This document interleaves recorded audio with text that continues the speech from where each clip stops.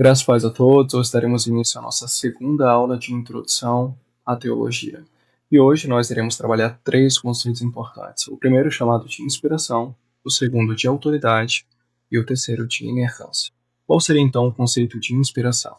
A inspiração das Sagradas Escrituras é o processo pela qual Deus, através do seu Espírito Santo, guiou os autores humanos para que escrevesse exatamente o que ele deseja comunicar. Esse ato divino assegura que os textos bíblicos são palavras de Deus, sendo, portanto, revelação autêntica e infalível. O segundo conceito é chamado de autoridade das Sagradas Escrituras. A autoridade das Sagradas Escrituras decorre da sua inspiração divina. Sendo originadas de Deus, a Bíblia possui uma autoridade absoluta sobre a fé e a prática cristã, sendo a fonte final para ensinar e orientar a vida dos crentes. E o terceiro conceito é de inerrância bíblica. A palavra inerrância bíblica afirma que, em seus textos originais, a Bíblia está livre de erro, sendo completamente verdadeira e precisa em todas as suas declarações. Sua inerrância é garantida pela inspiração divina, assegurando que, como palavra de Deus, ela seja confiável em todos os aspectos, seja teológicos, históricos ou científicos. Eu tenho algumas observações bem importantes para fazer concernente a esses conceitos. O primeiro, são três conceitos distintos e são estudados de maneiras distintas. Todavia, eles são interdependentes também, assim como ortodoxia, ortopraxia e ortopatia. Pode observar que a autoridade das escrituras decorre da sua inspiração divina, e a sua inerrância também decorre de sua inspiração divina. Se ela não fosse inerrante, não poderia também ser autoritativa. Então pode observar que esses conceitos eles são interdependentes. A Bíblia é inspirada por Deus diz respeito ao ato divino de Deus através do seu Espírito Santo de guiar autores humanos para que escrevessem a sua mensagem. Essa grande metanarrativa, né? A história redentiva da revelação de Deus Pai em Cristo Jesus. O segundo conceito, que é de autoridade, justamente está ligado ao seu caráter autoritativo e normativo. Por que ela tem autoridade final? Por que ela é a palavra final? Porque ela é inspirada por Deus. E, portanto, é a nossa única regra de fé e prática. Já a inerrância bíblica, uma observação bem interessante. Primeiro, não se defende academicamente que a inerrância da escritura se dá nas traduções. Esse é um ponto. A sua King James 1611, ela não foi inspirada por Deus. Ok? E nós não defendemos, a partir da King James ou da João Ferreira de Almeida, que a Bíblia é inerrante. Essa afirmação, dentro do contexto acadêmico, se dá como se referência aos originais, aquilo que nós chamamos de autógrafos, ou a crítica textual neotestamentária de ecdótica. Né? Isso não se aplica somente ao Novo Testamento, mas também ao Antigo Testamento. Nós entendemos que a inerrância ela se deu somente nos textos originais, aqueles que saíram da mão dos apóstolos ou até mesmo de Moisés, Isaías, Daniel, etc. e tal. Então a inerrância é uma afirmação concernente aos textos originais e não às traduções. Primeiro ponto. Outro ponto. Sua inerrância é garantida pela inspiração divina, assegurando que, como palavra de Deus, ela seja confiável em todos os aspectos, teológicos, históricos e científicos. Eu tenho duas observações a serem feitas. O primeiro concernente aos aspectos históricos e o segundo concernente aos aspectos científicos. Bom, começando com o primeiro, existe uma crítica muito comum feita por teólogos liberais ou progressistas concernente ao aspecto histórico do registro bíblico. Né?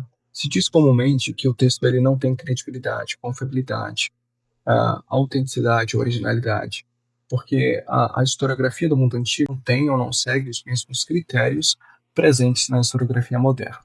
A historiografia moderna entende que, para que algo seja de fato confiável e digno de nossa confiança, deve haver um registro neutro sobre os eventos históricos.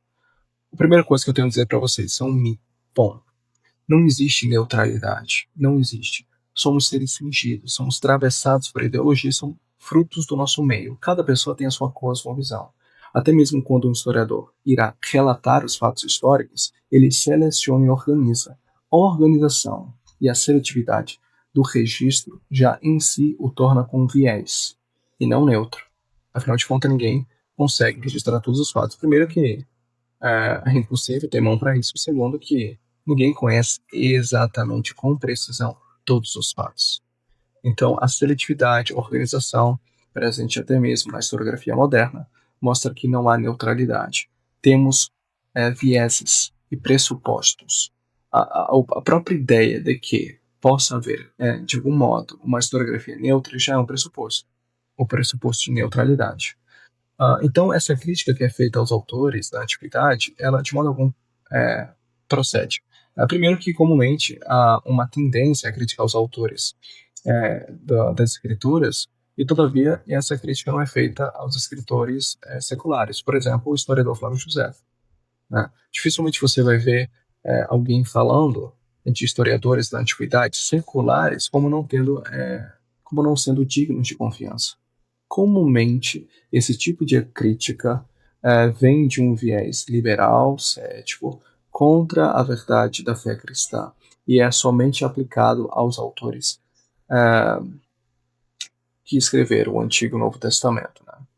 Então, o primeiro ponto é sobre a historiografia antiga e moderna. O pressuposto moderno é fruto da modernidade e ele não tem base alguma. Ele é uma contradição filosófica e, de modo algum, existe um tipo de registro ou historiografia neutra. Os autores do Novo e do Antigo Testamento, eles estão fazendo teologia. Aqui que está o ponto. Eles possuem uma mensagem da parte de Deus a ser transmitida. Eles se utilizam da linguagem, da modulação retórica, do gênero literário, do contexto histórico-cultural para transmitir essa mensagem teológica. Esse é o ponto. E, de modo algum, isso tira a confiança dos seus escritos, porque ninguém escreve de maneira neutra. Cada pessoa escreve para provar um ponto. Neste exato momento, eu estou justamente querendo convencê-los. O objetivo aqui não é trazer confusão, mas a certeza. Eu sou o professor, vocês são os alunos, por isso que vocês pagam, eu ensino, vocês ouvem e eu falo. Então, isso de modo algum tira a minha credibilidade, autenticidade, confiabilidade como professor.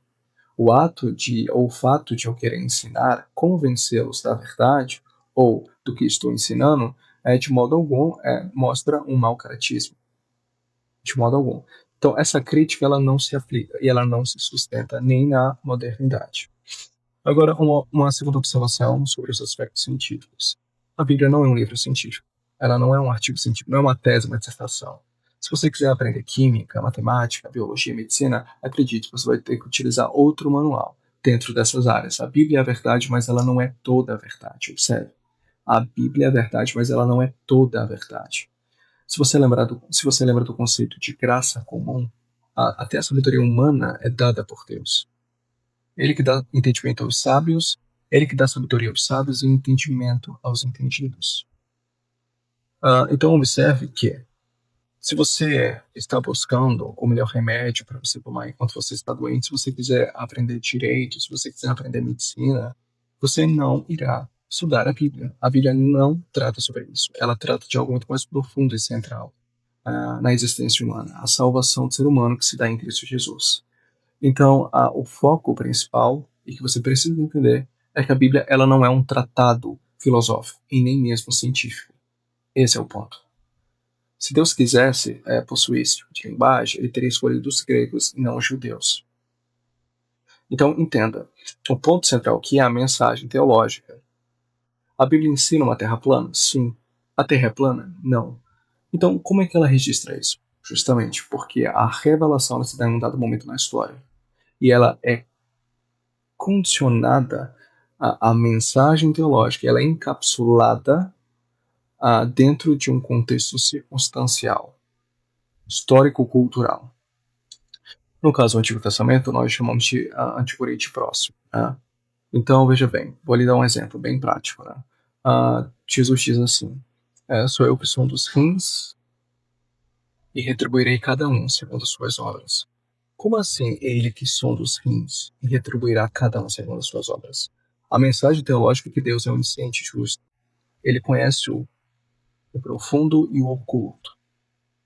De modo que ele conhece as intenções, o que nós podemos chamar de maneira informal de fórum íntimo. Né? Deus conhece as intenções do coração humano e por isso ele julgará com justiça e retribuirá cada um segundo as suas obras. Agora, observe. O texto diz que eles são os rins. Como é que se dá essa questão? Então, na antiguidade, se entendia que os rins eram a sede das emoções. Então, observe que a revelação de Deus, dentro desse contexto circunstancial, histórico-cultural, se molda ou faz uma acomodação, uma adaptação circunstancial para revelar a sua mensagem teológica. Observe que a mensagem teológica, de modo algum, ela é alterada. Ela continua intacta. A ideia a ser transmitida é que Deus é onisciente, que ele julga com justiça e conhece o profundo e o oculto. Mas na antiguidade não se tinha uma compreensão na área de anatomia, medicina, cosmologia profunda. E o objetivo de Deus é revelar a sua salvação sobre o plano redentivo, não ensinar cosmologia, astronomia, medicina. Isso acontece no decorrer do tempo, dos séculos, quando Deus concede, através da sua graça, sabedoria e entendimento. Então acontecem os avanços teológicos. Afinal de contas, como é que você explica o ser humano passar milênios em um tipo de vida e dentro de um século, 150 anos praticamente, tivermos um avanço científico absurdo de um mundo globalizado, com ciência, aviões, carros, bomba atômica, celular, internet. Isso é graça. É ele que dá entendimento aos entendidos, é ele que dá sabedoria, e com ele mora a luz. Então você precisa entender isso. A Bíblia não é um livro científico. De modo algum isso afeta a sua inspiração, a autoridade e a inerrância. Afetaria caso ela fosse um tratado filosófico científico e esse fosse o seu propósito. A Bíblia ensina em Gênesis capítulo 1 que a Terra é plana, que ela possui donos. Por exemplo, no livro de Jó diz que ela tem colunas. E afinal de contas, Jó está dentro de um contexto patriarcal. E no contexto patriarcal, de fato, se entendia que a Terra ela estava alicerçada em colunas. E isso será refletido no contexto circunstancial. Observe que essa não é a mensagem teológica do texto. Mas a mensagem teológica de Deus ao mundo é revelada em um dado contexto. Você precisa entender isso. Caso contrário, você vai buscar interpretar o texto de maneira anacrônica, ou seja, você vai colocar conceitos atuais em um mundo que não fazia a menor ideia, onde que havia um mundo conceitual completamente diferente. O que muitas pessoas fazem, inclusive teólogos, criacionistas, design inteligente, isso de modo algum reflete uma exegese séria. Ninguém academicamente defende algo desse tipo. A maior autoridade do Antigo Testamento é John Walton. E ele justamente prova, de A a B, que o dilúvio ele foi local. De fato, no registro do Gênesis, o dilúvio, através de uma modulação retórica, ele é universalizado, porque a teologia do autor é mostrar que o dilúvio ele tem impacto cósmico. Para que algo tenha impacto cósmico, não precisa ser universal ou global, pode ser local. Um exemplo disso, a cruz. A cruz se deu em dado momento, em um dado lugar, na Palestina do primeiro século, e simplesmente a crucificação aconteceu fora dos muros de Jerusalém. Mas o próprio Novo Testamento, segundo as cartas paulinas, esse foi o maior impacto cósmico já na história da humanidade. O que o autor está fazendo no Gênesis é o que nós chamamos de teologia de descriação. Ele está justamente mostrando que Deus cria o mundo, faz separação entre águas e águas, sobre os firmamentos dos céus, e diz apareça a porção seca.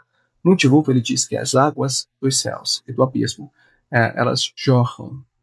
E a porção seca que outrora aparecera, agora é submersa. Ele está fazendo uma teologia de descriação. Deus está recriando o mundo novamente, através de Noé, como se ele fosse um novo Adão.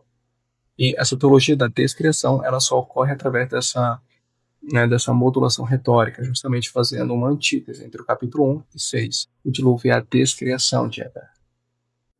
Bom, então essa foi a nossa segunda aula, e aqui nós finalizamos com esses 3 conceitos importantes e com algumas observações e atentos extremamente essenciais para que você possa ter uma teologia séria e acadêmica.